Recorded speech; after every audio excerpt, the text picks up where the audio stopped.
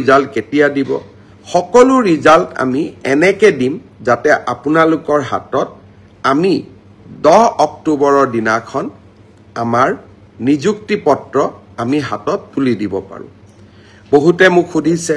যে এডিআৰিৰ নতুন এডভাৰটাইজ কেতিয়া হ'ব পুলিচৰ নতুন এডভাৰটাইজ কেতিয়া হ'ব মই আশা কৰো অক্টোবৰ মাহত নিযুক্তি পত্ৰ দিয়াৰ পিছতেই আমি নৱেম্বৰ মাহত নিশ্চয় আকৌ চৰকাৰী চাকৰিৰ বিজ্ঞাপন দিবলৈ সক্ষম চতুৰ্থ বৰ্গত যি সকলে পাছ কৰিছে তেওঁলোকে অৰেল আৰু স্কিল টেষ্ট দুইটাকে একত্ৰিত কৰি এটা মৌখিক পৰীক্ষাত তেওঁলোকে বহিবৰ প্ৰয়োজনীয়তা আছে আৰু আপোনালোকে সেই পৰীক্ষাত বহিব লাগিব মই আশা কৰো আমি জুলাই মাহৰ 15 তাৰিখৰ আগতে এই মৌখিক পৰীক্ষা বা স্কিল পৰীক্ষাৰ গোটেই পৰ্যায়টো শেষ কৰিম আৰু মই আগতে কৈ অহাৰ দৰে 10 অক্টোবৰৰ দিনাখন আমি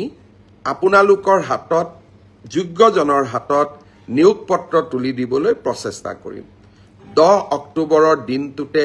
আমি post graduate teacher graduate teacher LP এমিৰ শিক্ষক আৰু স্বাস্থ্য বিভাগৰ বিভিন্ন পৰীক্ষাত উত্তীৰ্ণ হোৱা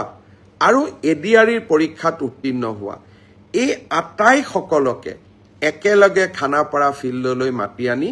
আমি নিযুক্তি পত্ৰ আগবঢ়াম মোক কোনোবাই সুধি থাকে পুলিচৰ ৰিজাল্ট কেতিয়া দিব সকলো ৰিজাল্ট আমি এনেকে দিম যাতে আপোনালোকৰ হাতত আমি 10 অক্টোবৰৰ দিনাখন আমাৰ নিযুক্তি পত্ৰ আমি হাতত তুলি দিব পাৰো বহুতে মোক সুধিছে যে এডিআৰিৰ নতুন এডভাৰটাইজ কেতিয়া হ'ব পুলিচৰ নতুন এডভাৰটাইজ কেতিয়া হ'ব মই আশা কৰো অক্টোবৰ মাহত নিযুক্তি পত্ৰ দিয়াৰ পিছতেই আমি নৱেম্বৰ মাহত নিশ্চয় আকৌ চৰকাৰী চাকৰিৰ বিজ্ঞাপন দিবলৈ সক্ষম হ'ম তৃতীয় থাৰ্ড গ্ৰেড অৰ্থাৎ তৃতীয় বৰ্গৰ বাবে যি সকল উত্তীৰ্ণ হৈছে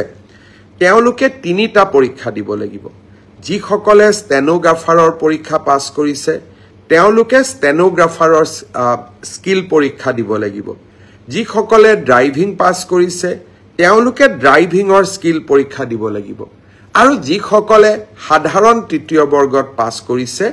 তেওঁলোকে কম্পিউটাৰৰ স্কিল পৰীক্ষা দিব লাগিব